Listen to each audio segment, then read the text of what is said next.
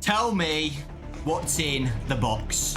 I think as the 10-year anniversary is upon us, I will give this as my gift to the fan base on this 10th anniversary. What's in the box is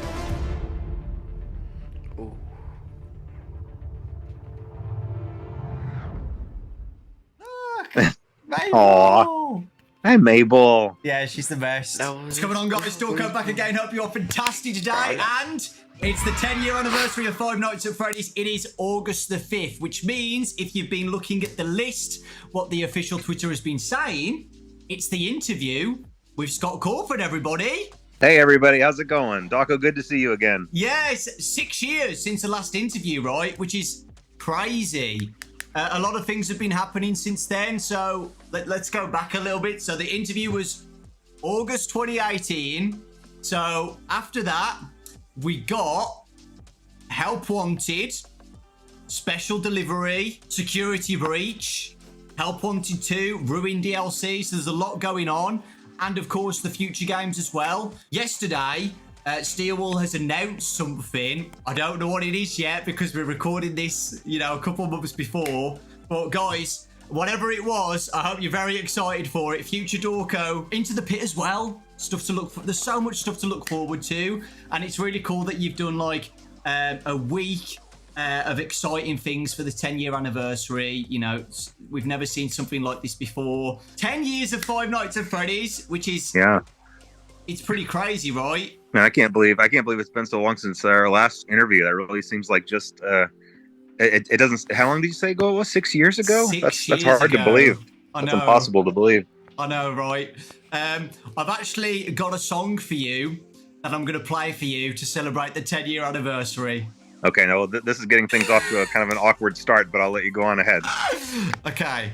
Are you ready? Wait, you're going to be performing. Wait, you're going to be performing this yourself, or is something recorded? I've got the harmonica right here. Oh, a harmonica. Okay, my favorite. I've been practicing this song for over 32 years. Okay. Mm-hmm. So, are you ready for this? I'm ready. Come on now, you started this. Right. Okay. Ready? Are you ready for this? I'm ready. Come on now, you started this. Right. Okay. Ready? I'm really good. I'm really good.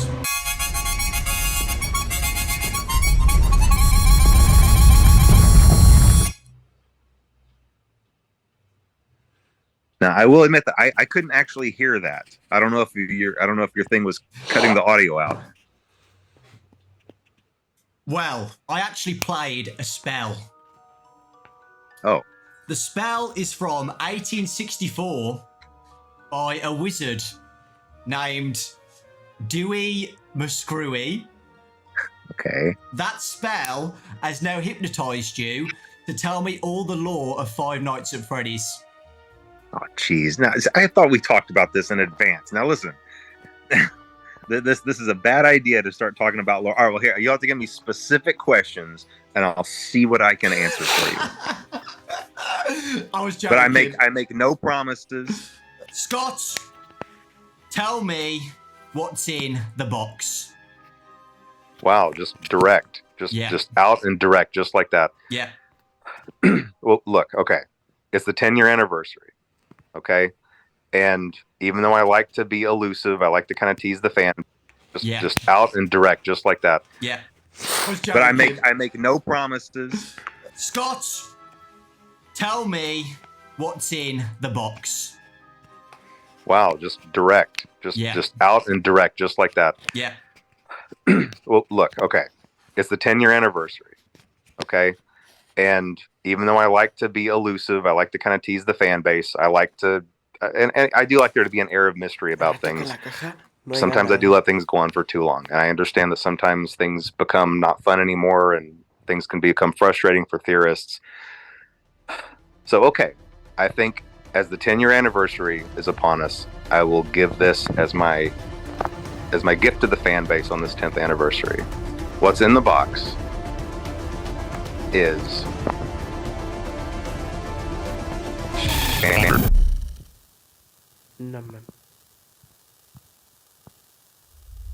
Oh my God. and that's about it. and that's it, man. So like we've been speaking about, 10 years of Five Nights at Freddy's, which is a crazy amount of time. I can't believe we're still here. It's been such a journey. So I just wanted to ask you, do you have a highlight moment for the whole 10 years of Five Nights at Freddy's since 2014? I think there have definitely been a lot of satisfying moments. Like obviously, if whenever one of the new games would come out and it would be positively received, that was obviously a huge relief. You know, there's never been any goal other than just giving everybody what they were really hyped up about. Because you know, when you see everybody getting hyped up and getting excited, if suddenly something comes out that just is a big letdown, there's no greater fear, I think, for a game developer. So that was always satisfying and a relief. But I think the biggest highlight was probably just going to the movie theater to watch the movie when it finally came out, because you know, behind the scenes of all of the games throughout the years and behind the scenes of all the books being written and everything else, there was always the movie. The movie was just a slow burn project, even just starting as late as 2014. So that has been in the background, being, you know, progressing for almost the entirety of that. No, not almost the entirety of that first 9 years. So to be able to actually go sit in the theater and hear the reaction from everybody and hear the fans really enjoy it, that was definitely that was definitely a moment of just real happiness for me, I think. Literally 9 years, you know, having ups and downs, you know, getting the script right as well. I know you've said on posts before you've had so many scripts made for the movie. The plushies in Manhattan or something, that was one of the scripts. So yeah, it was. Yeah, I can imagine how, you know, difficult it's been, like trying to get it all done. You know, I can just imagine.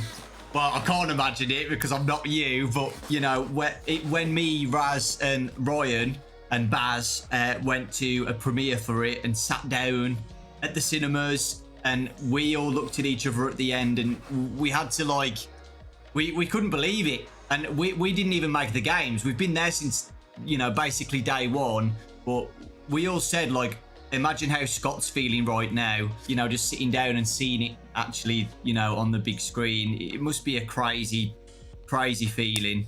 Yeah, and now that I've been through the process, you know, I can tell you it's a miracle that any movie gets made, just being through that process, just how many wheels have to be turning at the same time.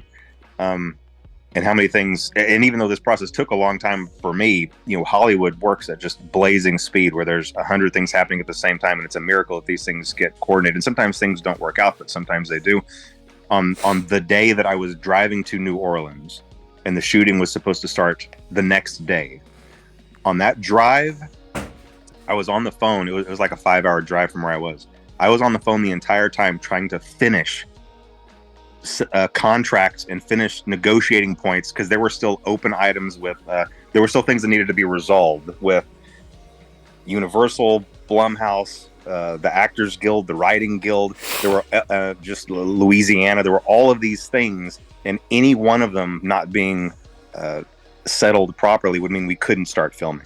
And all of those conversations were happening at the same time, and all of them depended on one of the other ones. And so that was a very stressful drive, but that's just the way that Hollywood works. There's a million things happening at once. It was definitely a whirlwind, but to see all of those pieces come into place, it was pretty remarkable. And yeah, like you were saying, just all of the scripts, starting just with 2015.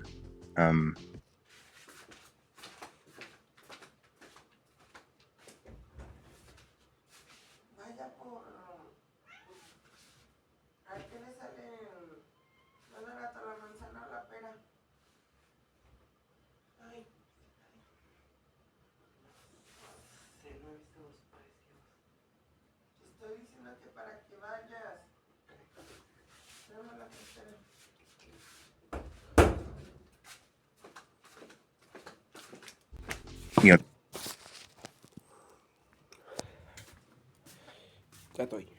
weren't very good, that I'm very fortunate didn't pan out. But then whenever I was with Warner Brothers briefly, that was a good deal, and I was very, very grateful to have that. But even that, whenever the stars seemed to have aligned, things just didn't work out there either. And so I was really fortunate to meet up with Jason Blum and get to have that deal with Blumhouse. You know, they had a lot of faith in the project, and they were following my lead on a lot of things, you know, sometimes to a fault, because lots of times I would throw things out and want to start over. But, you know, they were with me the whole journey. They were with me, and they believed in the vision, and everybody just had the fans at heart. That's all anybody wanted to do. Everybody was just making sure that every part of the movie would be something that the fan base would look at and recognize or relate to or connect with. And I think in the end, we were able to accomplish that. And I'm just really happy with that.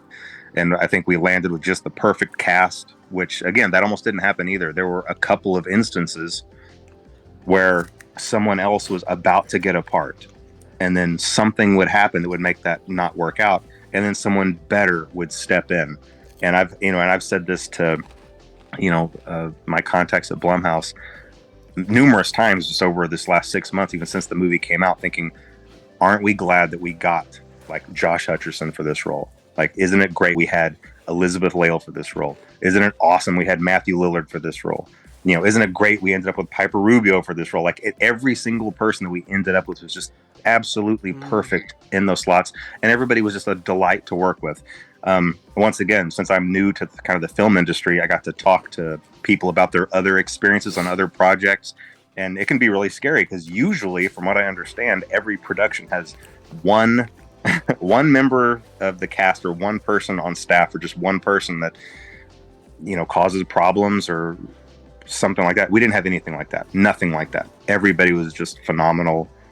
They were just a joy to work with, and getting to go to filming was really fun.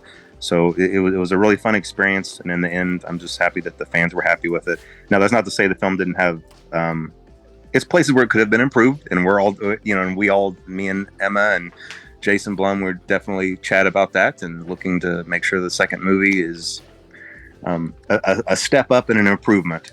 So lots of good things to look forward to, I think. Yeah, it's exciting. And yeah, you're right about the fan reaction. The fans absolutely loved it. Like, we all can't wait for the next movie. It's so exciting. And I'm so glad, like, it's actually happening as well. So yeah, exciting times. So yeah, you said that you've got a highlight of the 10 years of FNAF. If you could go back and change one thing in those 10 years, do you have anything that you would change? You can't say the box. No, the one thing I would change, I wish I could go back and have one more shot at FNAF World. I really, really do. I know it still would probably definitely be the oddball in the series, no doubt.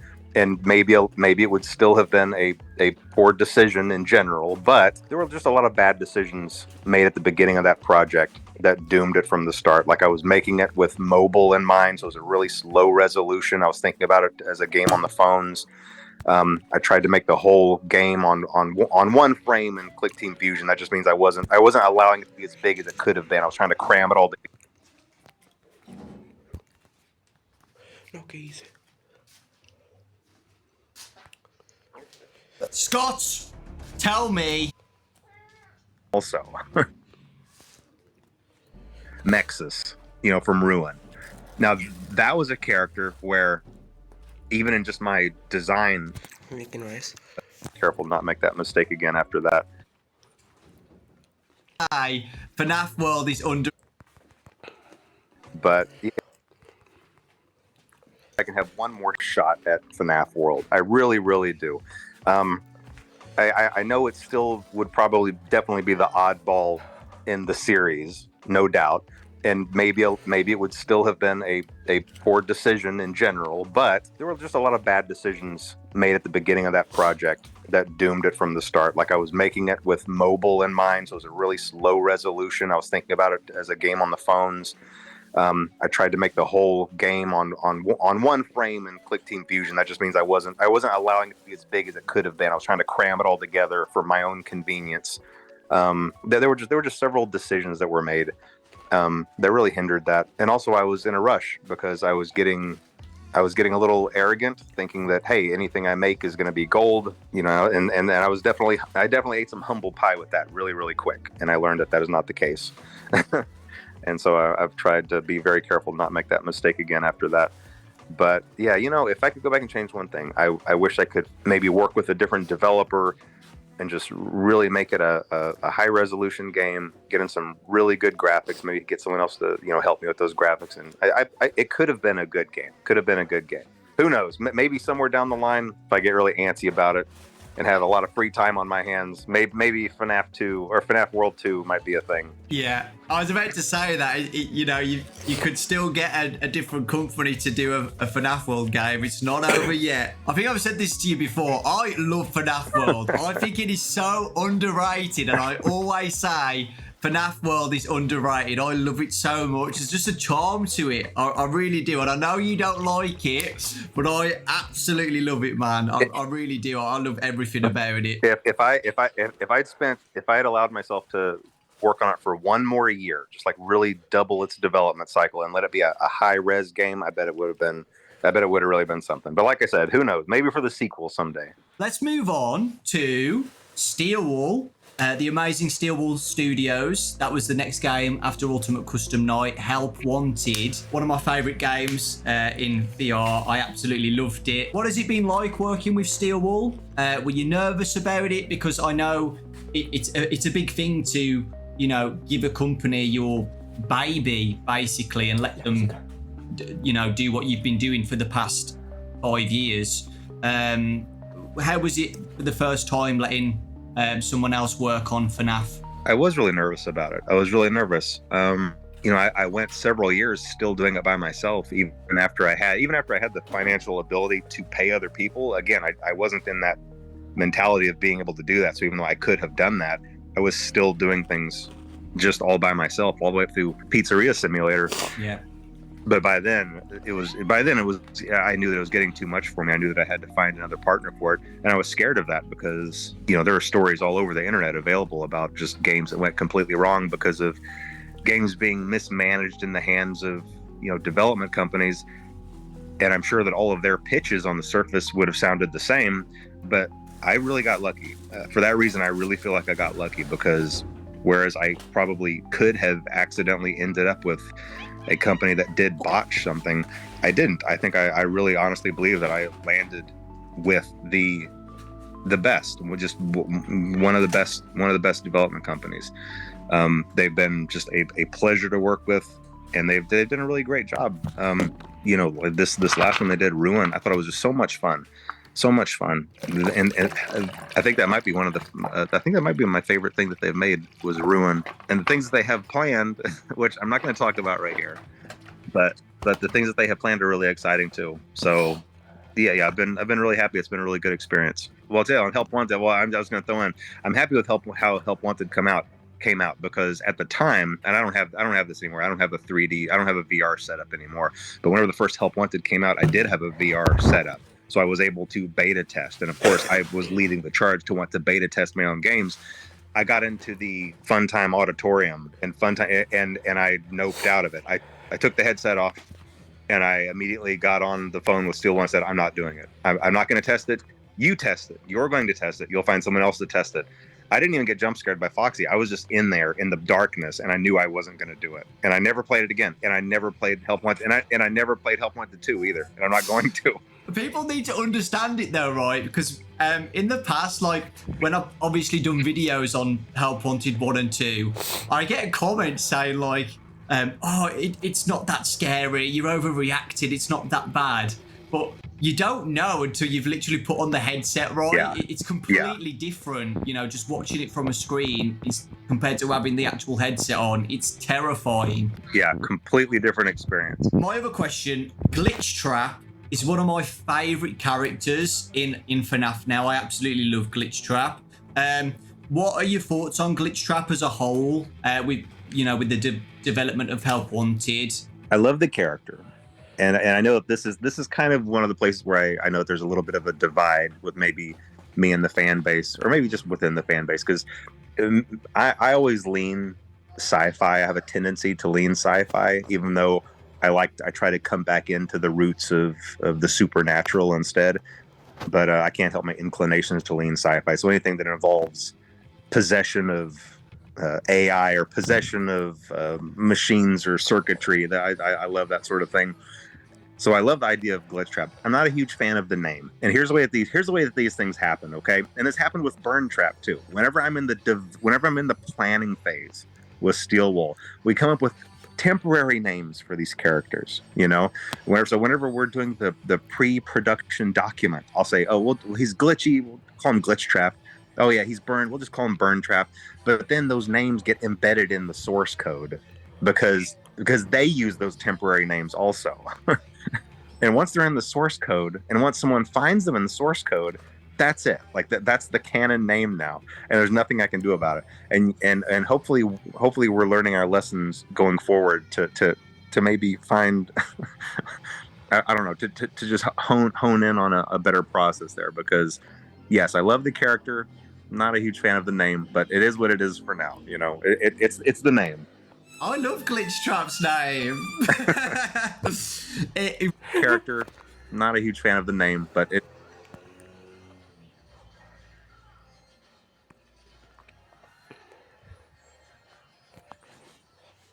is what it is for now. You know, it's the name. I love Glitch Trap's name. Can you? Hopefully, we're learning our lessons going forward to maybe find I don't know, to just hone in on a better process there. Because yes, I love the character. I'm not a huge fan of the name, but it is what it is for now. You know, it's the name. I love Glitch Trap's name. Can you think of a name, like, on the spot, like what you would want to call him or not? Oh, I have no idea. But you know what? A good example is Nexus, you know, from Ruin. Now, that was a character where, even in just my design of the game, I thought that through, and I came up with that. And I'm really happy with it. I really like that name. It's a really cool name. But now, see, if I didn't have one of those ready to fire off, I might have thought up something like, I don't know, Purple Trap or you know, or AI Trap, or just something temporary, and then that would have been the can name. That would have been so much worse than Nexus. So after Help Wanted, we got Security Breach. Were you happy with the release of Security Breach when it first came out? Security Breach, there's a really big story behind that. That was definitely a challenging period, and a lot of things just didn't align up perfectly for that, and there were a lot of reasons for that. I mean, obviously, I hear lots of studios and things kind of blame COVID for stuff, but there is a reason for that. You know, COVID took well-structured work systems and suddenly scattered them and expected the work to continue to flow, and it just doesn't work that way. From my understanding, I'm pretty sure most, if not every, member of Steel Wool got scattered across the country and were trying to just carry on with the workflow, and it was just really difficult. I think that's really the only example when my idea of how a game was going to go was misaligned with how things were going with Steel Wool. And I had a specific story for this in mind. Okay, for Security Breach, I really did. I had a very specific story in mind, and it is very different than the one that got in the game. And I think a part of that is the way that I conveyed that to Steel Wool, because what I was trying to do was I was trying to tell Steel Wool to do specific things throughout the game, put specific items in specific places, have specific characters do certain things, meanwhile not telling them what the story plot was. Because in my head, I was thinking, okay, when people find this, they will connect this to this to this, and it will all be revealed. And I thought I could do that with the story plot. That didn't work out very well, because they got all of these pieces and they thought it was their job to connect them in a way that made sense. And so really what you ended up having were the same pieces, but telling completely different stories. And since I was trying to kind of tell a specific story with mine that went a certain direction, they were taking pieces I didn't fully understand and trying to craft a story out of them. And again, I don't blame them for that. I blame myself for that, because I guess what I should have done is just said, hey, here's the story. Here's why these pieces are here. Here's how they're supposed to connect. And I can give you a really easy example for this. And I'm hesitant to say this because I don't like messing with the lore, but I think in this case, it's okay. When it comes to Burn Trap, originally, Burn Trap was never supposed to move. He was supposed to just be something you saw in the corners, or like if you were walking past machinery, you might be able to peek in between two things and see him in the corner or propped up against a wall, almost like a some kind of decaying movie prop, and you never fully understood what his purpose was. And he had a very specific purpose, and I'm not going to say what that purpose was, but realistically, he never moved. Well, obviously that's not what we got in Security Breach. In Security Breach, we got a capsule opening and purple smoke flowing out and him climbing out and coming to get you. Was, but realistically, he never moved. Well, obviously that's not what we got in Security Breach. In Security Breach, we got a capsule opening and purple smoke flowing out and him climbing out and coming to get you. And so it's just not quite the same thing. So, but anyway, it didn't turn out the way anybody wanted, but hey, whenever that happens, just like whenever I stepped in it a little bit with FNAF World, me and Steelwool got together, we were like, look, all that matters now is making things right by the fan base. That's all that matters. We all had the best intentions going on. We all wanted to make a good product, and we went in and we made Ruin for it, and I hope that redeemed the game, and I feel like it did, because I think it was really great. And anything that we do going forward that continues that story or has those same themes, I think we're just going to be in a much, much better situation to continue on. So, the Ruin DLC came out a year ago now, which is crazy to think about. Time's going so quickly, and the fan reaction to that was amazing. Everybody loved it, and everybody's looking forward to what's next. The ending of Ruin, with a specific character that came out, a new character into the games, the Mimic. Any thoughts on the Mimic? I cannot share any thoughts on the Mimic, other than I really, really like that character. This is a character that I really like and I'm really excited about. I think it's a really terrific antagonist, and I don't think it's the last that we've seen of the Mimic. That's all I'll say. Yes. With that, do you have a favourite character in the Steelwool era of games? I mean, Music Man is too obvious of an answer, right? I mean, I think all those characters turned out great. In fact, I think this is why it's hard to pick a favorite, because all of them turned out so well. I've always really liked Vanny as a character. I don't think that Vanny was utilized to her fullest potential, and so hopefully we'll see another opportunity for Vanny to return as well. We'll see. Super ofertas, Supermercado. Ahora puedes realizar tu super por Mercado Libre. Explora. Another opportunity for Vanny to return as well. We'll see. Ooh, okay. Moving on to the books. So the books have been amazing. I've been doing little summary videos on the channel with Fazbear Frights. That was awesome. How has it been working on Fazbear Frights?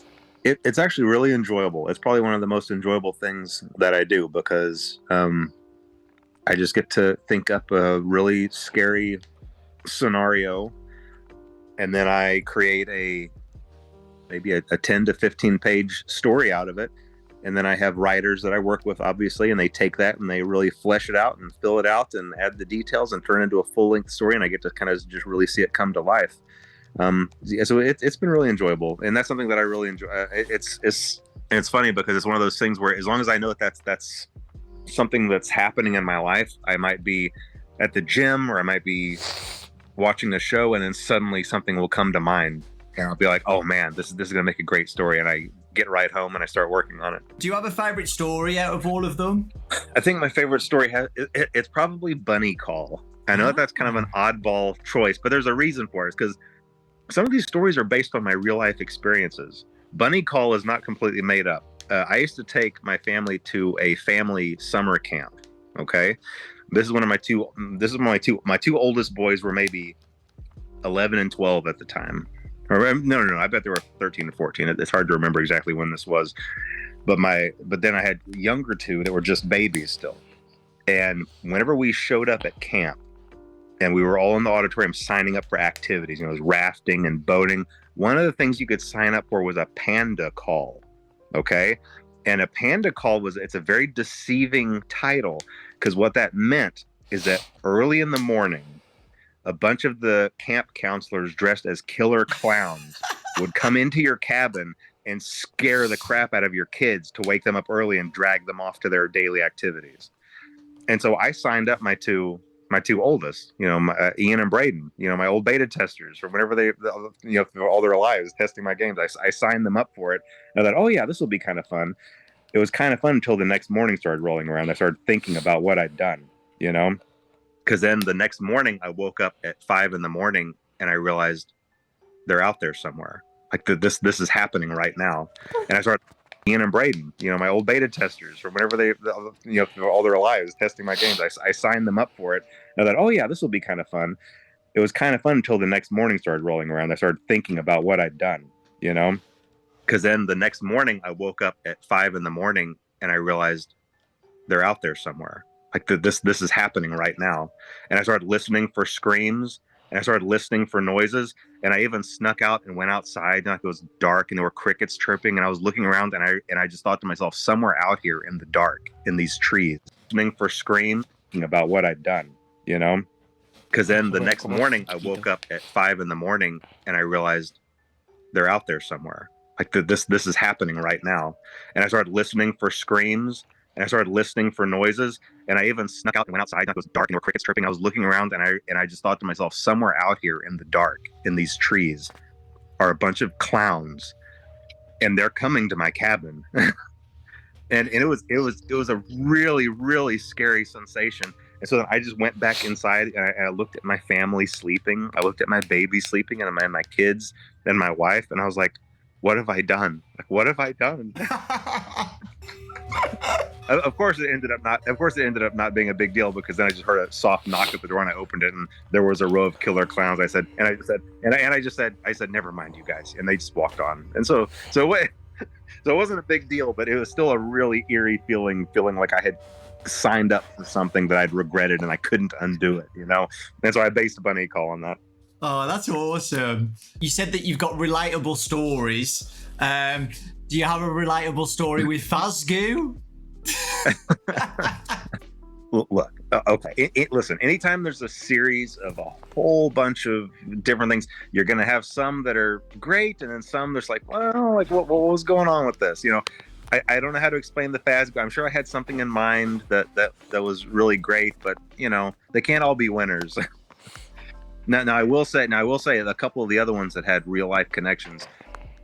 Sometimes you hear about people talking about their sleep paralysis demons or whatever. That's never really made sense to me, but now it kind of makes sense to me, and I don't know why it does. Yeah, every once in a while, a person you'll wake up, but you'll still be paralyzed in your sleep, and for some reason, I guess in that moment, you're still half dreaming, and so you have a tendency to still maybe see something before you fully wake up. And the Blackbird creature was mine.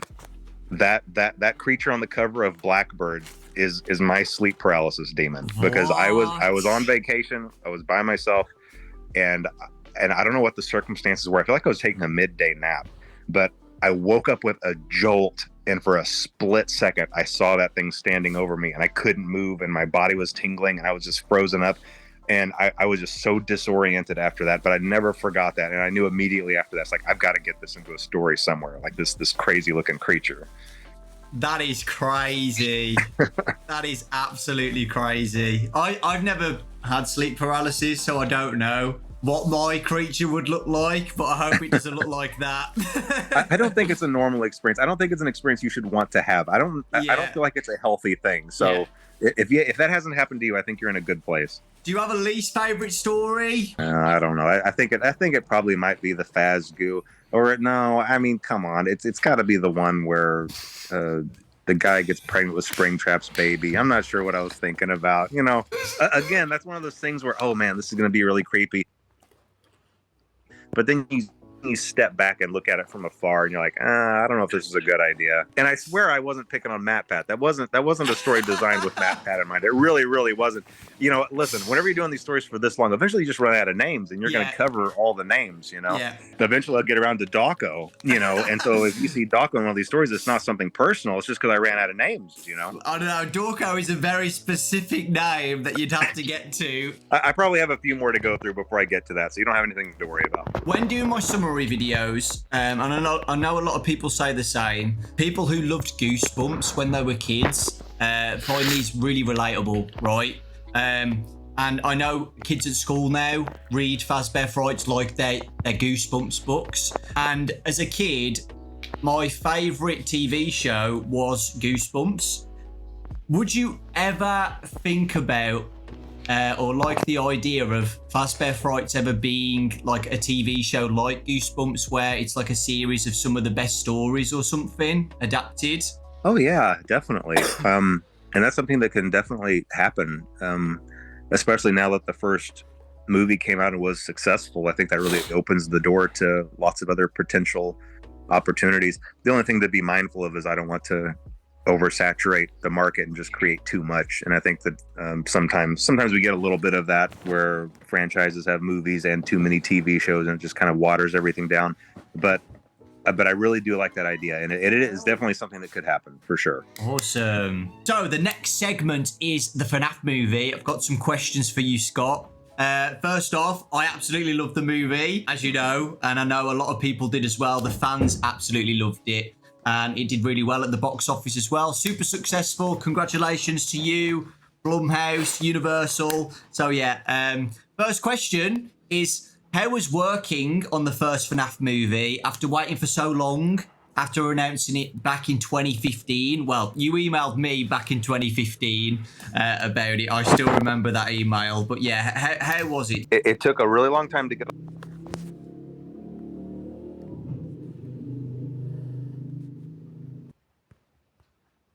How was it? It took a really long time to get off the ground, really just because of the screenplay. But after the screenplay was really locked in, from there, all the wheels started turning, all the engines fired, and it took off. And it was a really fun experience from there. And really the screenplay just had a lot of challenges of what it was. And it's really, throughout all of those years, I worked with a lot of different directors, a lot of different writers, a lot of really talented people that eventually would end up leaving the project. But the people, it's really just a matter of there's just material that's difficult to translate to the screen. And one of the biggest issues is the animatronics, obviously being the monsters in the monster movie. If I were to approach any writer of a horror movie or any director and say, okay, here are your monsters, go make a monster movie with them, that's easy. You give them all a knife, you go in, you just make your generic slasher, but just have it be, Freddy, Bonnie, Chica, and Foxy doing the slashing. The nuance here is that these animatronics are possessed by the spirits of kids, and these are innocent kids. These are victims themselves. So it's very, very difficult to still have a horror movie, still have those kills that you need, but still preserve the innocence of those kids. And it's a really difficult thing to do. And there were several screenplays that did not hit that mark. And I think I was more cautious about that and more picky about that than anything else. If kind of the innocence of those spirits was not preserved properly, I wasn't going to go forward with it. And so, one quick example is the way that we were able to have a couple of kills in the movie was obviously the vandals. You have a group of people who are breaking in, they're disrespecting the place, they're trashing the place, they're there with bad intentions, and then you combine that with the fact that these animatronics are, the spirits in them are these kids that are basically very confused and lost, animals backed into a corner, and kind of left with this impression that adults are out to get them, and then you have these violent adults breaking in. And so it allows you to have that kill count while still being like, well, I can kind of see how that might happen. It was a tricky thing to do, but I think we were able to accomplish that. Manipulated by William Afton still as well. Yeah, right? that's right. That's absolutely right. The drawing on the wall was also kind of this layer, this blanket of manipulation over them all. So all those things combined, you could see how these actions could happen while it not necessarily being the fault of the kids. With the fort scene as well, I loved the fort scene. I know some people were a bit confused by that, like why are they building a fort? But I got it straight away. You know, you just want to show the audience that they're just kids, right? You know, were you happy with the first movie and how it came out? Yes, I am. I am very happy. I mean, look, anytime anybody, I think pretty much anybody who's been through a process like this would be able to look back, and I do this with my games too. You look back and you're like, well, I wish I'd tweaked this. Oh, maybe this could have been like this, or maybe this could have been like that. But you have to just really take a step back and look at it as a whole, and where it came from, all the things that could have gone wrong, and all the things that went right, and just be really grateful that so many things just fell into place. You know, and I can give you a really quick example of why I don't want to second guess too much. You know, at the 11th hour of this movie coming together, we still really didn't have a music composer, and I really wanted an animated intro. I was really pushing to have that 8-bit animated intro, but we didn't have anybody, and really not really anybody to have an idea of what kind of music we were looking for. 11th hour, Newton Brothers come in and they write out that banger of a track, like absolute insane. Like I listened to that the first time and I was like, wait a minute, do I have a theme song? Does Five Nights at Freddy's have a theme song? You know, and I called Emma Tammy on the phone. I was like, wait, do we have a theme song now? Like, I can't tell you how excited I was over that. And you better believe you're going to hear that again at the beginning of the second movie too. I mean, that was just so incredible. The Newton Brothers just knocked that out of the park. So yeah, so many things went right that I don't think I'm going to dwell too much on, you know, what I would go back and try to do differently. As we know, the movie was a major hit in 2023, super successful, the biggest horror movie of 2023 as well. How does that feel seeing that happen?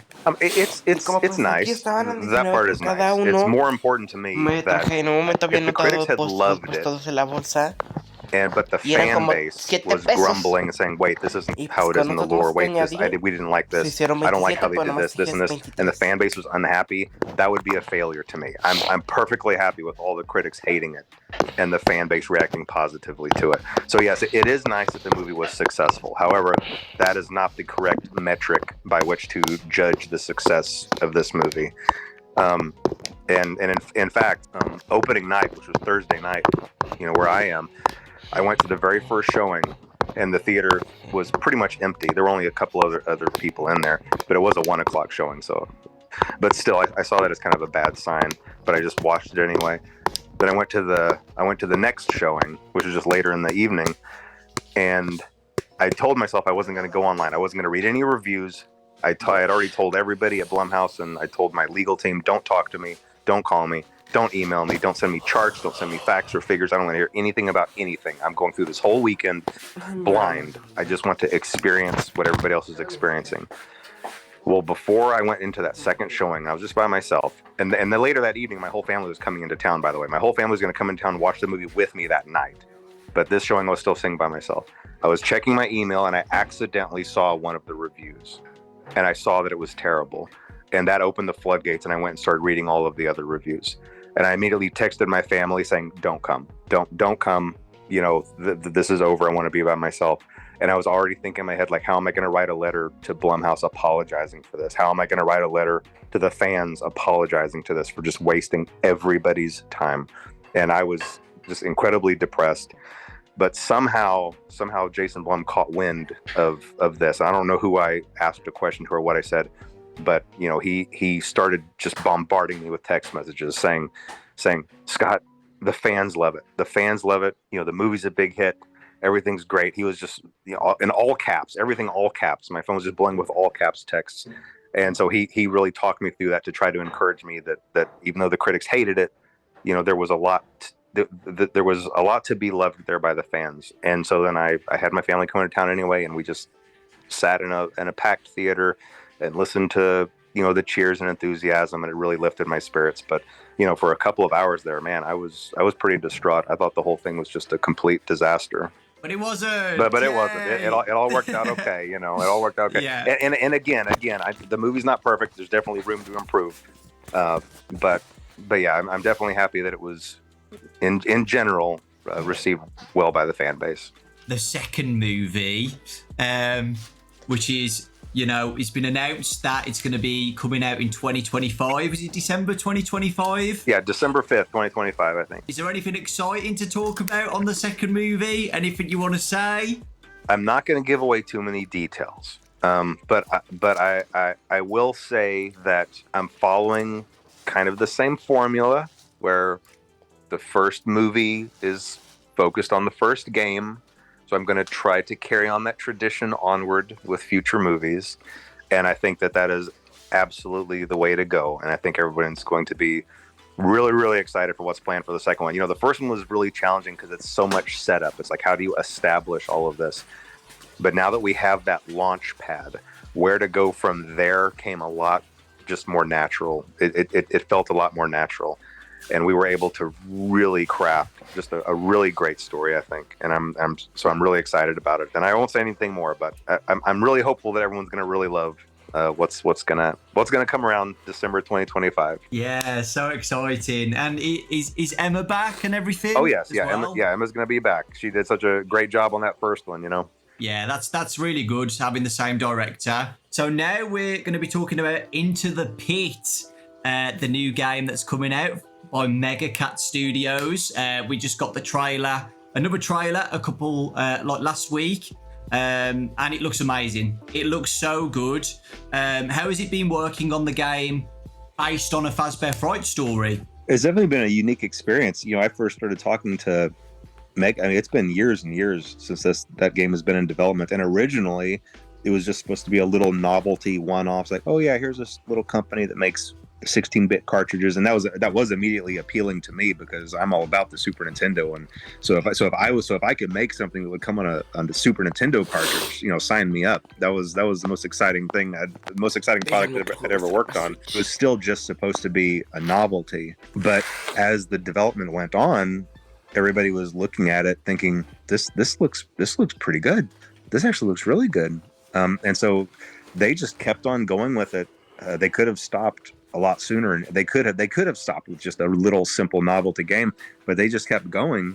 And I kept looking at thinking, yeah, keep going. And they kept going, and I would keep looking at it. And it just turned into this big, full-fledged, full-sized game. So we obviously decided to venture away from strictly the cartridges, so that everybody can be able to play it on Steam and everything. But it's really unique. It's just a really, really unique game, and I do love that it really gets into just this really gritty these kind of gritty graphics that I haven't seen since the late 90s, whenever you had those point and click type adventures and you had that real kind of that pixelated art style that can be really creepy at times. I don't know. It's going to be a really unique experience, and I think that everyone's going to really be excited about it. I really do. Awesome. I can't wait to play it. How has it been working with Mega Cat Studios then? Oh, it's been great. It's been really great. I really haven't had to give them.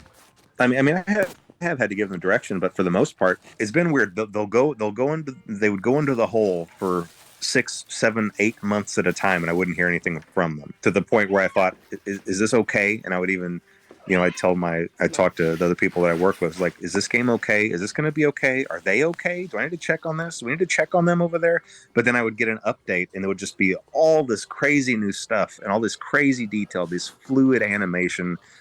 It's just crazy, crazy, crazy stuff. And then they'd go back into the hole again for 5, 6, 7 months. And then we just repeat that cycle. But now here we are finally at the end of that road. And I think it's just turned out really great. Like I said, really unique. And I think everybody's going to really like it. The reaction to the trailer has been amazing. All positive feedback about it. Super excited. People love it. The story of Into the Pit as well. Into the Pit's probably my favourite Fazbear Fright story. So with all the positive feedback about it, what do you see for the future of FNAF spin-offs made by other studios in the future? Oh, it's definitely a possibility. In fact, I'd really like them to start working on Fetch. I think Fetch would make a really good game after this.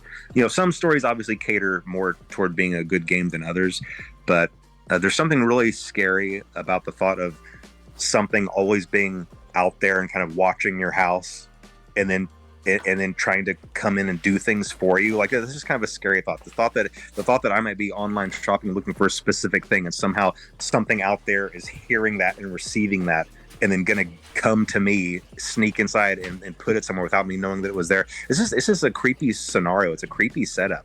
And I think it'd be a really cool game to have to stop this thing, because obviously Fetch was out doing a lot of menacing things, to have to sneak around a neighborhood and stop this thing that's sneaking around so undetected. I don't know. I think it'd be a really cool game. So hopefully that'll be the next project. We'll see. As the franchise has grown bigger, what challenges have you faced with running a franchise of this size? Is there anything you could be doing better? I think something I should have maybe been doing better is I should have had a better structure in place as far as people to talk to the fan base.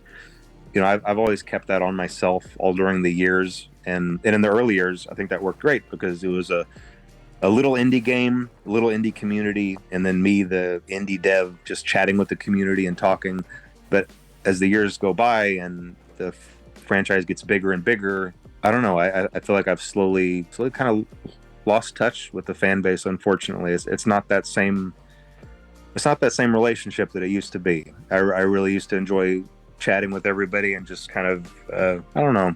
And I guess that's expected, because FNAF is more of a big, it's kind of a just kind of a bigger thing now, and it's bigger than one person, and I can't just pretend like I can hop online and chat with everybody and solve everybody's problems anymore. Used to, I kind of could. I could just go in there and chat with everybody and resolve little problems as if it was like just a squabble on a forum. I can always just step in and solve it, but it's just not the same. And I think that I should have realized that sooner. And I'm really only realizing that this year, that I really need to have a better structure in place. You know, and the fan base deserves that. The franchise deserves that. The fan base deserves that, to have more people in charge and running a Twitter page and official news feeds. You know, an official news feed, so that there's not so much confusion about what's real and what's not real, and real news and fake news, and is this confirmed, is this not confirmed. You know, I could have avoided years of that if I just kind of had a better structure in place with people to listen to, and like I said, a news feed and someone else to just provide better answers to the fan base. So I'm trying to get all that in place, and I really think it would just better serve the fan base. I think everybody would be a little happier. It's not just me trying to jump in and straighten things out when needed. Yeah, I think the Twitter's a great idea. We're recording this in June, but you know, it was announced today. The schedule for what's coming out during that week is really exciting and really good.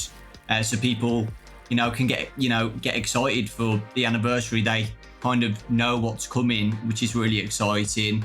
And you know, communication like that, you know, it's you know, people have really appreciated that. So thank you for doing that, and looking forward to seeing what happens next on the Twitter, what they announce. And apart from the second movie to look forward to, is there anything else you could hint at for the future? Any future titles or any little hints to get people excited for the future? One of the good things is going to be coming from Steel Wool, but that's going to be announced here in this same week that your interview is going to air. So I think that's it. In fact, I'm not sure if it was right before this or right after this. Yeah, it might have been right after this. Yesterday. Okay. And obviously everybody knows about the movie, and right now the books are these interactive books, which I read things like that growing up, and so I'm excited about those. And I've tried to add some depth into those to where you can actually collect items in them and things like that. So it's really not just about picking a path; it's about picking a path and getting something, and then going to the other path and being able to use something. So it makes it more interesting and more intricate. But yeah, I mean, that's the plan for movies, games, and books. And I already told you my hope for the next Mega Cat game, and there is another game planned with Steel Wool, but that's not going to be announced for a while yet. So I can't talk about that. But there is something down the pipe. Okay. even beyond what's being announced this week, there's something beyond. But I can't talk about that. Yeah. So I won't spoil anything. But I read the week before, guys, and it is good. So please check it out when it comes out. I'm looking forward to the Into the Pit one. VIP is the interactive novel VIP another one as well? Yes, yeah. VIP it's one that I did with Scholastic, just like the others, but it's just going to be free. It's specifically for this event. I mean, I might still be included in a box set later down the road, but no, for this week, it was made specifically for this event, by the same author, I believe, as the week before. So if you enjoyed that one, you'll enjoy VIP. And I really love the story for VIP. I'm not going to ruin it, but it might be one of my favorites. So hopefully everybody really enjoys that. That's awesome. I'm pretty sure it comes out before the interview. So okay, great. Future me, if you're watching, you probably loved it. There is a collab announcement tomorrow from this interview. Whatever it is, I don't know. But it seems that you've been more open with collaborations with games recently. The Funko one as well. Are you more open to more collabs since we last spoke during the last interview? Would you be interested in whatever it is? I don't know, like Fortnite or Dead by Daylight. Have those popped into your head at all? Or I'm very careful with collaborations because I want to protect the brands and I want to make sure that Five Nights at Freddy's stays as Five Nights at Freddy's. And there are some games where even if I really enjoy the game, it just doesn't feel like a good match. It feels like a mismatch. The brand integrity is the most important thing for me, and keeping everything feeling like it belongs. And so that's really been my only hesitancy. I feel like I am branching out a little bit, and I am a little bit more open to those things than maybe I was in the early years, but I'm still very careful about it. We'll just see. We'll see how things go. Okay. Anything else you would like to add to finish off the interview? Let's see here. No, I mean, I think things are in a good place, and like I said, I think that the things that are on the horizon are all things to be excited about, and I think that everybody's going to really enjoy. The things that the fan base really going to enjoy, and I wish I could talk about those more, but I don't feel like I can. So, do you think we're going to have another interview in 10 years' time? It doesn't have to be 10 years. We can try to do this a little bit more often. But what, every 5 years? Yeah, every 5 years. There we go. Okay. Shaking your hand. Just make it a regular thing. Okay, awesome. The biggest thing that everybody has been begging me for this interview when I announced it is the box. That is, everybody just wants to know anything about it because it's the biggest mystery out of the whole 10 years of FNAF, I would say. Maybe Midnight Motorist is number 2. But yeah, I'd say the box is the biggest mystery that everybody wants, like even a tiny snippet of something. Help. Okay. Well, I can. The biggest mystery that everybody wants, like even a tiny snippet of something. Help. Okay. Well, I can try to give somewhat of an answer to that, even though it might not be extremely satisfying for a lot of people. So I would encourage people to turn off the interview if they don't want an answer that they might not be happy with. But whenever I'm making these games, there are a lot of things that are in my head that are just flowing ideas, and when I have them and put them there, it's the first half of something. It's like a string or a rope just like reaching out, and I know that what's there on the other end is there. I trust that it's there. I know that it's there. And then whenever I progress forward, the rest of that just reappears. The rest of it appears and just fits into place perfectly. That's how all my games have been made. I feel that there is something there, and I make the roads to get there for that to be revealed. But then sometimes when things do progress, the roads aren't always the same roads as the ones that had been planned before. And so what that means is, even though at the time something was definitely there, something was definitely reaching out to be there, and I could feel that it was there, the progression of the story didn't go there. And so those strings never got pulled on, and those and the other half of that idea remained in the ether, remained in my subconscious. All of that to say, there is something in the box, but I never pursued it, and I don't know if I can find it again. And I think that that's the best answer that I can possibly give for that. Scott, thank you so much for the interview. Myself and everybody really does appreciate it. We're looking forward to the future. We're looking forward to this week. Future me is probably stressing out, playing all the demos and getting ready for Into the Pit in a few days. I'm so excited for Into the Pit. I really, really am. And all the fanverse stuff as well. My Pop Goes and The Joy of Creation, that demo. I'm looking forward to playing all of those as well and reading the new book. There's a lot in that week. I'm going to just be MIA that whole week. I've already told my friends and family, like, I'm not going to be here for the whole week. Don't call me. Don't text me. I'm going to be in this room just doing everything I can that week. And yeah, we really do appreciate it. So yeah, I think that's it. Which is really weird. That hour went so quick. Thank you guys for watching. Again, I appreciate you guys. Thank you. Without you guys watching the channel, you know, I wouldn't be doing this in the first place, interviewing Scott. So it really does mean a lot to me. Thank you so much. And yeah, I hope you all have a fantastic 10-year anniversary week, and you're all enjoying yourselves playing the demos and reading the books and stuff, and are excited for Into the Pit. And Steel Wars announcement as well. That's so exciting. But yeah, thank you, Scott. I appreciate it. So yeah, we'll both leave now. All right, sounds good. Thanks for having me, Doco. Talk to you later. Thank you, Scott. Bye, guys. Thank you.